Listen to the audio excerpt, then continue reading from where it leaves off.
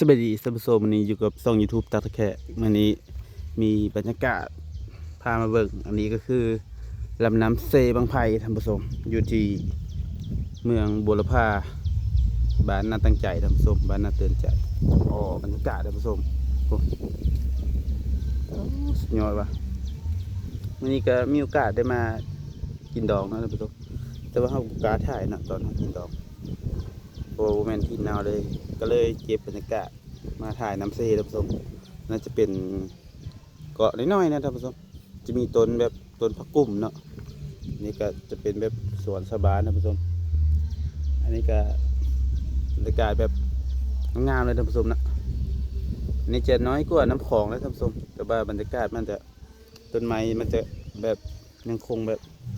ธรรมชาติไปหลายนะท่านผู้ชมนะนี่บ้านก็จะเป็นหมู่บ้านที่ห่างนะท่านผู้ชมว้าวโคตรสวยว่ะนี่เราจะพาลงเบิ่งบรรยากาศข้างลุ่มท่านผู้ชมจะเป็นจังเดยก็อย่าลืมฝากกดติดตามกดไลค์กดแชร์ช่อง YouTube ตามสักแค่ท่านผู้ชมนี่บางทางลงนี่ก็จะเป็นสวนแบบของชาวบ้านนะท่านผู้ชมนะนี่ทางลงมันก็จะเป็นในนี้นะท่านผู้ชมนะจะอันนี้จะเปิดเป็นน้ำเซ่ท่านผู้ชม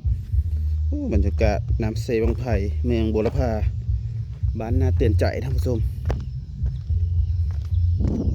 วันนี้เก็บมาดอกนะท่านผู้ชมนะเลยมาถ่ายบรรยากาศท่านผู้ชมเบิ่งการแบบใช้ชีวิตดำรงชีวิตของชาวเมืองบุรพาท่านผู้ชมดำรงชีวิตแบบริมน้ำนะท่านผู้ชมนะก็คือแม่น้ำนี้จะเป็นแม่น้ำที่หล่อเลี้ยงผู้คนเลยท่านผู้ชมนี่ใสเลยท่านผู้ชมนี่ก็จะมีเหือมีอย่างท่านผู้ชมนี่เบิ่งเลยบรรยากาศสุดยอดท่านผู้ชมเพิ่งสวนพักเพิ่นสาลีสาลอยก็โอ้ท่านผู้ชมนี่จะแบบธรรมชาติท่านผู้ชมนี่เห็นว่าสาลีนี่โอ้สุดยอดนะเบิ่งเลยท่านผู้ชมต้นน้อยๆนี่ท่านผู้ชมเพิ่งพักกะอันนี้จะแบบออร์แกนิกนะท่านผู้ชมนะเห็นปะเบิ่งหญ้ายังเขียวกึบนี่หญ้าไม่ได้ตายท่านผู้ชมไหมเบิ่งเลยท่านผู้ชมต้นเล็กๆหนึ่งตัวว้านี่มีงัวนะอันนี้ที่เห็นนี่ก็จะเป็นไดท่านผู้ชมไดแบบข้าเจ้าไดขึ้นนะท่านผู้ชมเบิ่งเก็บบรรยากาศท่านผู้ชมเบิ่งนี่อันนี้ก็จะเป็นไดของแต่ละครอบครัวท่านผู้ชมจะไดขึ้นเนาะโอ้โหสวยนะท่านผู้ชมผมบวบมาอย่างก็ป้านี่งัวน้ำท่านผู้ชม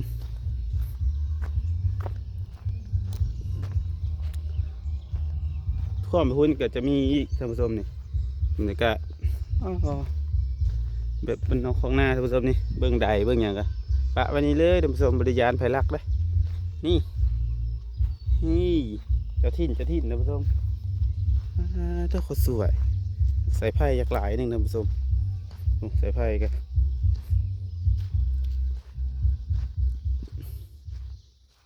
โอ้บรรยากาศสุดยอด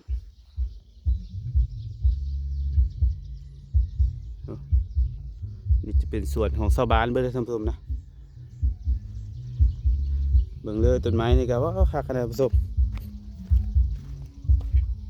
อันนี้ก็เก็บบรรยากาศมาตอนท่านผู้ชมอย่าลืมฝากกดติดตามช่อง YouTube ตาตะแคะนี่เด้อนี่ก็คือการต้นอย่างท่านผู้ชมต้นนั้นท่านผู้ชมต้นใบไข่อันนี้จะแบบห้ามุดป่านะท่านผู้ชมเขาจะเอาใบมันล้างหน้ากากครับท่านผู้ชมเขามาข้างแรกท่านผู้ชมอันนี้จะเป็นสายน้ำเซบังไผ่นะท่านผู้ชมนะอันนี้ก็คือแบบมีเพลงนี่เด้สาวเซบังไผ่ท่านผู้ชมเห็นกี่นี่ท่านผู้ชมอยู่ดอกนะบุกาถ่ายท่านผู้ชมมีแต่ผู้งามๆนะบรรยากาศแบบมาปิกนิกท่านผู้ชมนี่เอาแบบเบียร์มาท่านผู้ชมจักแก้ว2 แก้วนะตัวเนาะท่านผู้ชมน่าจะยินที่เสียงตูดตึบจ้ะนี่เจอผู้งามผู้สาวท่านผู้ชมแต่ว่าเขาก็บุกาขอถ่ายเอาลง YouTube เนาะเขาก็หูจักกระเจ้าบนถิ่นเฮาเนาะมีอะไรบอลบ่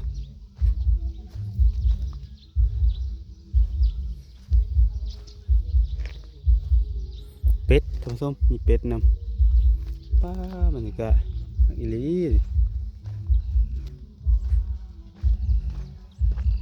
สวยท่านผู้ชม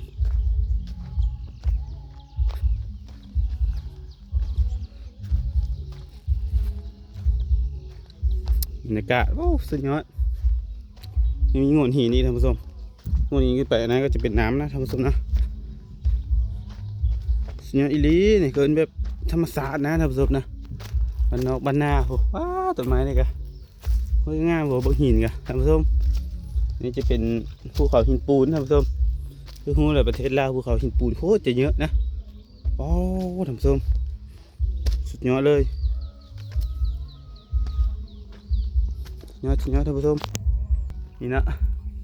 สุดเฮามาดอกมานี่ท่านผู้ชมว่าพาท่านผู้ชมมาเลาะเบิ่งบรรยากาศที่ท่านผู้ชมไว้นี่โอ้ยอดนะจัดท่านผู้ชมไปเลาะเบิ่งก่อนแล้วจะขึ้นไปดองท่านผู้ชมกินข้าวก็กินข้าวอิ่มแล้วท่านผู้ชมสุดยอดอีหลีท่านผู้ชม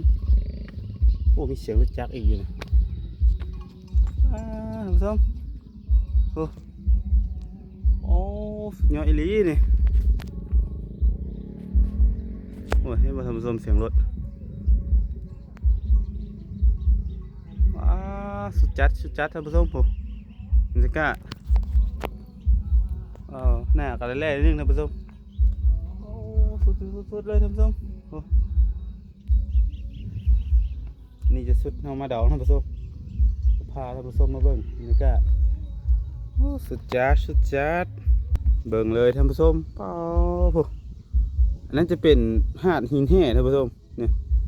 มันจะมีเหือได้ฮะอยู่นะเขาจะขี่ข่วมไปมันจะเป็นบ้านป้าท่านผู้ชมโหเป็นมานั่งพิกนิกนะท่านผู้ชมเนาะโหสุดยอดอีหลีผมงามท่านผู้ชมที่นี่คือประเทศลาวท่านผู้ชมเมืองบุรพาท่านผู้ชมอันตัวนี้ก็มันก็เป็นสายน้ำร้อนเซียงไผ่อะไรท่านผู้ชมมันมีถ้ำน้ำร้อนเด้แล้วก็มีตาดเชียงลือท่านผู้ชมมันก็อยู่เมืองบุรพาดีไปเลยท่านผู้ชมโอ้แบบมานั่งจิบเบียร์ท่านผู้ชมโอ้บรรยากาศนี่ก็เป็นบางหินท่านผู้ชมโอ้นั่นก็เป็นน้ำเนาะครับแบบนี่ท่านผู้ชมผมไปนี่นั่งแบบปิกนิกป้าไปเลยท่านผู้ชมสดๆเลยนี่เอาพาเราเพิ่มสุดจัดอีหลีท่านผู้ชมโอ้คักท่านผู้ชมเราก็เคยมาครั้งแรกนะท่านผู้ชมนะสุดจัดอีหลีนี่โอ้บรรยากาศเราจะกลับไปดองคือเก่าแล้วท่านผู้ชมไปนี่พาท่านผู้ชมมาเลาะเบิ่งว้าห่มหักอีหลีท่านผู้ชมเอาเปนะท่านผู้ชมนะเปมามัดนอนใบนี้ก็กินได้ท่านผู้ชมไหมแต่ผมกินได้ใบอ่อนมันท่านผู้ชมกินได้เมื่อเลยอยู่แถวนี้สุดจัดท่านผู้ชมสุดจัดสวยงามท่านผู้ชมเราเบิ่งอีกก่อน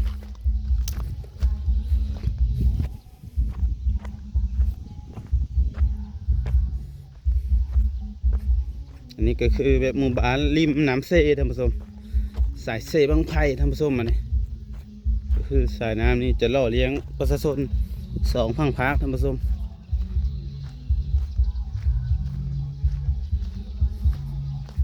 งัวกระโตนอ้วนงัวกระท่านผู้ชมเลย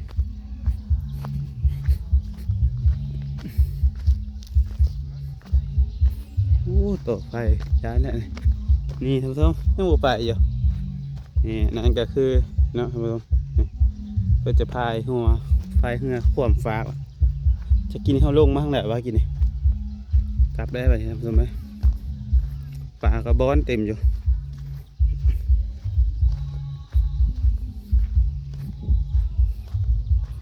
พาเบิ่งเลาะแคมน้ำท่านผู้ชมสุดจัดท่านผู้ชมสวนน้ำกระใสจิ้งเล่งเลยท่านผู้ชมน้ำเนี่ยสุดอีหลีป่าว้าบอนเต็มเลยท่านผู้ชมป่าโคตรเยอะท่านผู้ชมป่า โอ้มีตู้อีกท่านผู้ชมมีตู้อีกอันสุดท้ายนี่ก็จบคลิปไว้ที่นี้ท่านผู้ชมบรรยากาศน้ำเสบางไผ่ท่านผู้ชมก็อย่าลืมฝากกดติดตามก็ไลค์ก็แชร์ช่อง YouTube ตักตะแคงเด้อท่านผู้ชม